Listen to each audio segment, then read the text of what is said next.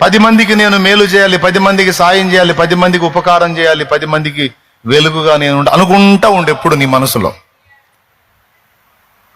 అర్థమైందా? కానీ మన బుద్ధి ఏం తెలుసా? నేను బాగుండాలి, అందరు నాకు సాయం చేయాలి, ఎక్కడెక్కడంతా నాకు రా.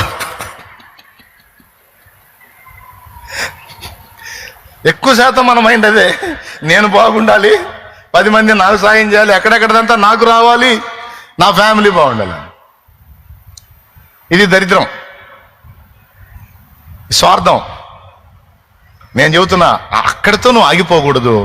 నువ్వు బాగుండాలనుకోవటం తప్పు కాదులే, కానీ ముందు నీ మనసులో ఉండాల్సింది ఏంటంటే 10 మందికి దీవెనకరంగా నేను ఉండాలి, 10 మందికి నేను సాయం చేయాలి, 10 మందిని ఆదుకోవాలి, 10 మందికి పని కల్పించాలి, 10 మందికి అన్నం దొరికే మార్గం చూపించాలి. నా పిడికిలి విప్పి 10 మందికి సాయం చేయాలని ఎప్పుడు అనుకుంటా ఉండు బిడ్డ. నా తండ్రి నిన్ను ఆశీర్వదించకపోతే అప్పుడు అడుగు. నీ గురించి నువ్వు ఆలోచించు, ఆశించు, అది అనుమానమే. కానీ 10 మంది కోసం నువ్వు ఆశ కలిగి ఉండి ఆలోచించు, సాయం రాబోతే అప్పుడు అడుగు. చాలాసార్లు నేను అనుభవించాను, అందుకని చెబుతున్నాను నేను.